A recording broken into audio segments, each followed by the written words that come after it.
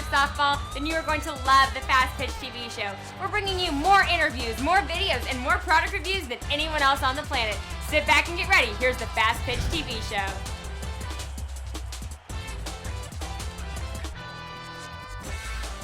Hello and welcome to another episode of the Fastpitch TV show. If you found us on Facebook, MySpace, or another video sharing website, please check out our website at fastpitch.tv. It's the place to find all of our past episodes and a place to keep up with our future episodes too.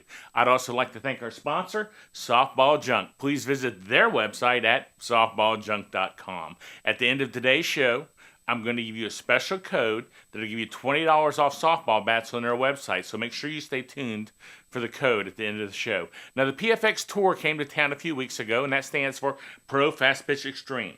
Now, I really like the PFX Tour. I like the whole concept. They're a league of professional fast pitch softball players that tour the country. Now, since everybody can't live in a city that has a pro team or travel to a city that has a pro team, this is an excellent opportunity to see pro softball. Now, at every city they play in, they have a coach's clinic.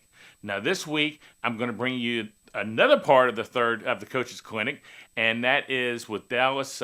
They were in Dallas, and it was with Lisa Fernandez and Kirk Walker. And this week, they're answering the question, what are some good speed drills for pitchers? The question is about some speed drills for pitching and how to increase pitching speed without losing movement, because a lot of times when pitchers try and throw hard, they lose movement. They can throw harder, but they lose the spin. The thing to remember with anything with speed, it all goes back to mechanics. So if there is flaws in mechanics, your gains in speeds are always going to be required by using one body part more than another. And to appropriately increase speed, it's about better sequencing. And the first thing that a kid does when they try and throw harder, guaranteed, you tell a kid to try, we're going to work on speed drills today. First thing she's going to do, she's going to grab the ball and she's going to swing her arm around as fast as she can without ripping it out of the socket. Okay? And her arm is totally locked out. Okay? That's going to gain some speed. She's going to have no movement, and that speed is going to go away really fast after about 3 pitches. Okay? Because that's not sustainable speed, because all I'm doing is breaking my arm around as fast as I can, locked out. Well, reality is pitchers get speed from the whipping effect of their arm, not from locking it out. I want the arm to be bent going into release. I want the arm to be loose. So I think you have to make sure that when you're teaching a kid to talk about speed, that you give them some clues to start talking about. And I would say you start with the legs. The first thing that they want to add, you want to add more speed. You don't go more arm speed, you go more legs. More legs, more resistance. And that's going to translate to better sequencing. You're going to still get the movement that comes with the sequencing, because you haven't changed that, but you're still going to add the speed, and it's generally going to come from good mechanics, alignment, and legs. So I think doing leg drills, doing long toss, you're not trying to throw strikes, launching the ball. Launch the ball with your legs. Don't go fast with your arm, launch it with your legs. As far back as they can go. Yeah. They should. You'll see at the point when they'll start to lose it. Yeah. On the inner part of their thighs, because that's that motion.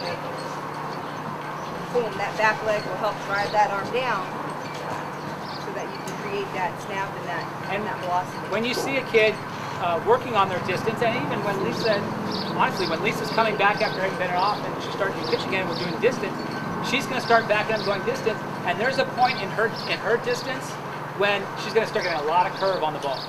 A lot of break on the ball, no longer throwing it right to the catcher, but get a lot of break. She knows, okay, she's kind of pushed herself. She can't probably that day, that's about as far as she's going to go, so she's going to come back forward from there. A couple days later, she might be going 10, 15, 20 feet farther than that because she's worked up her legs. So just going farther, but having a lot of tail on the ball may not be helping.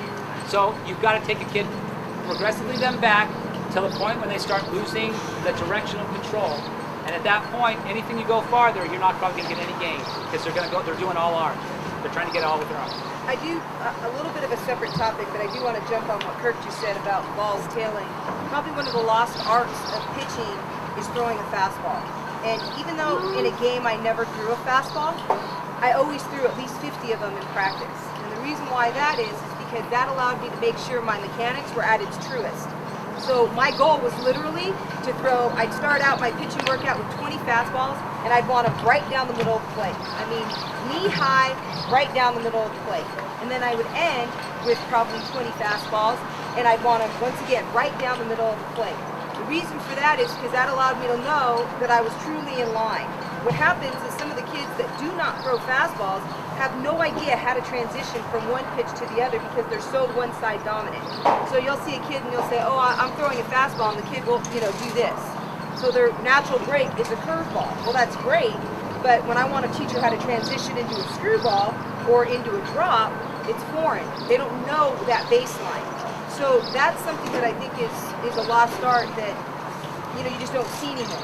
And so we've gone back and we've had to implement fastballs back into our pitchers' programs because you don't get beat on your great pitches. You get beat on your misses, and the majority of the misses happens when the pitchers transition.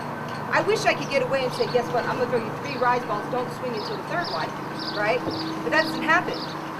Right? If I could throw 3 rise balls, the first one's a little flat, the second one gets better, and the 3rd one I'm going to kill it. You can try and hit this one, because this one's going to be good. But a game, you don't do that. Very rarely. Usually we go up here, we go there, and it's not being able to make that transition pitch that's where we get beat. So I think it's important that is emphasized with some of your pitchers is to try and get them in alignment.